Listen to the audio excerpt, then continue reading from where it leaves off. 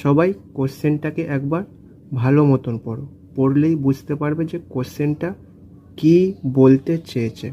আচ্ছা, 16.66% মানে 1/6, 16.25%, যেটাকে আমি 10% এবং 6.25% ভেঙে নিয়েছি। 10% সমান 1/10, আর 6.25% মানে 1/16, যেটাকে ক্যালকুলেশন করে পেয়েছি 13/80, আর 15% মানে 3/20।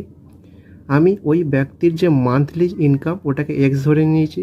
সে এক্স টাকার 16.66% হাউস রেন্টে খরচ করে, মানে বলতে পারি 1/6 টাকা সে কোথায় দেয়?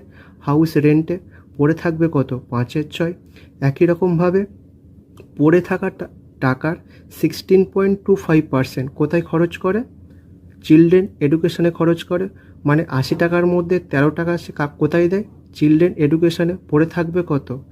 67/80 টাকা। যা টাকা পড়ে থাকলো তার 4700 টাকা সে এন্টারটেনমেন্টে খরচ করে, এবং ওই 4700 টাকা এন্টারটেনমেন্টে খরচ করার পরেও যা টাকা পড়ে থাকলো তার 15% টাকা, মানে 20/3 টাকা সে কোথায় খরচ করে? ফুডে খরচ করে, মানে পড়ে থাকবে কত? 17/20। যা টাকা এখন পড়ে থাকলো তার মধ্যে 1480 টাকা সে তার ওয়াইফকে দিয়ে দেয়। ওয়াইফকে দিয়ে দেওয়ার পরেও তার কাছে আরও 23,000 টাকা পড়ে আছে, মানে এই থার্ড ব্র্যাকেটের মধ্যে যতটা আছে সেটা 23,000-এর সাথে সমান হবে, যেটা সে কোথায়? আইসিআইসি ব্যাংকে ডিপোজিট করেছে।